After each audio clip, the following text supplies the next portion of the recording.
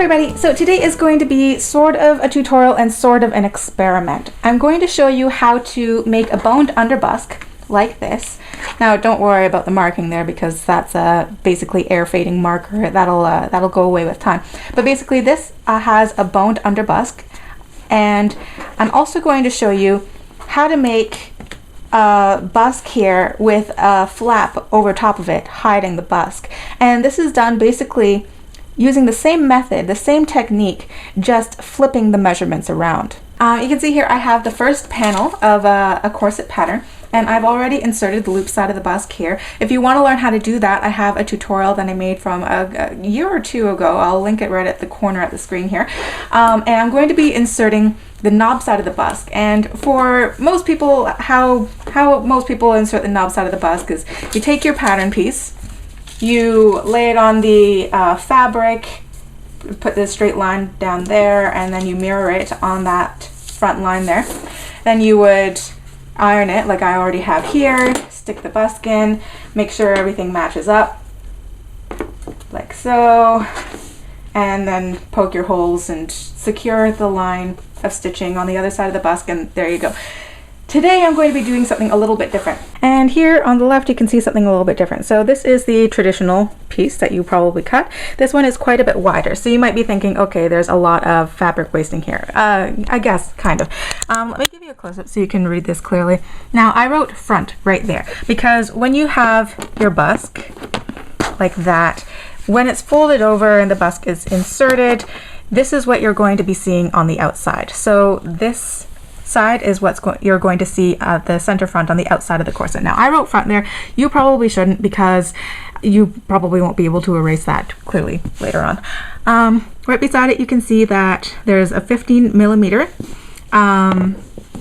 space right there. That is just wide enough for this really thin flexible busk with a couple millimeters on each side to take into account folding and whatnot. I wrote back there because I want to fold that backwards.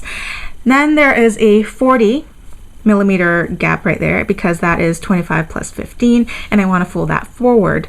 And then here is a 25mm gap right there that I want to fold backwards. And this is wide enough so that I can put this flat steel right in there and give it a boned underbusk so that it's more sturdy. Again, with a little bit of extra space to take into account folding and whatnot. And here is the lining. So I'm going to fold this. I'm going to show you how I fold this sort of accordion style, and we'll see what we get. After ironing the whole panel to get any wrinkles out, then I begin to fold the different parts like an accordion. I'm going from the right side to the left side because I felt like it. So I pinch it at the line and then I go back and forth. I can see the marker right through the coutil, but you may have to use a tracing wheel and chalk paper so you can see the fold lines on both sides if you have your strength fabric fused to your fashion fabric or what have you.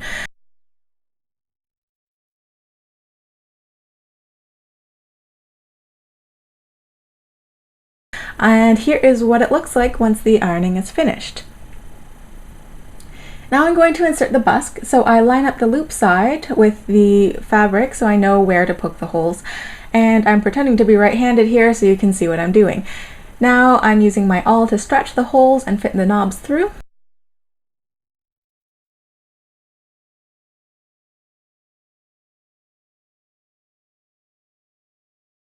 And check and make sure that the fold of the fabric on the underside doesn't overlap with any part of the bone because you don't want to hit it when you're sewing it. Now I'm securing the busk with a line of stitching, using my cording foot to get right beside the bone.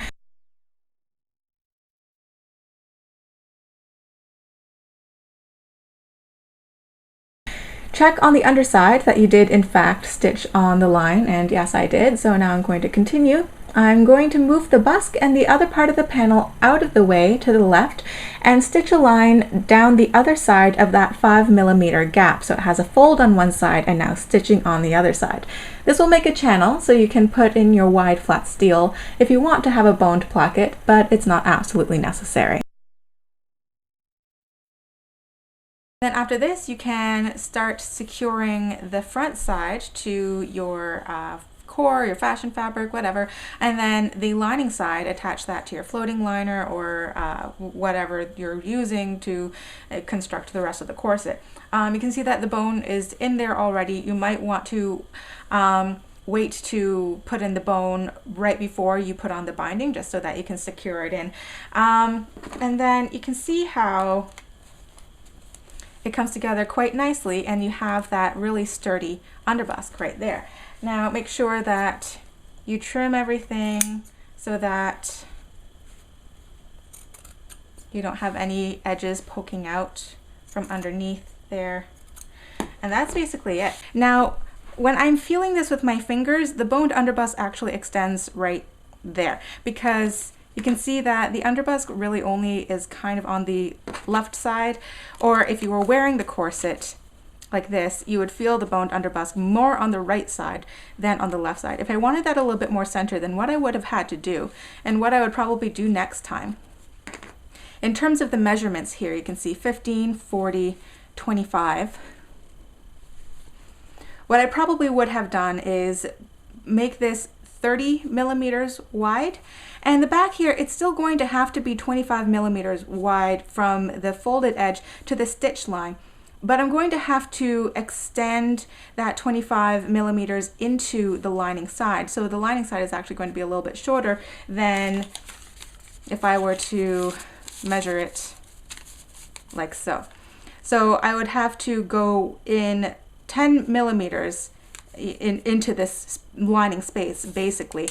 But what that would help me do is to get this boned underbusk a little bit more centered in the back there, so that you're not feeling more sturdiness on one side of your body compared to the other. I hope that makes sense.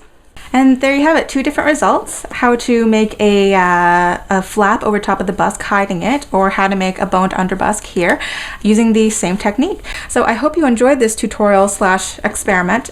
And now I'm going to show you some pictures of some other types of modesty plackets beneath the busk that I cannot show you, but I'm going to provide links to tutorials online where you can learn how to make these different modesty plackets. I just don't want to inadvertently teach you guys anything that is copyright. And I will see you in a few days for the next video. Bye!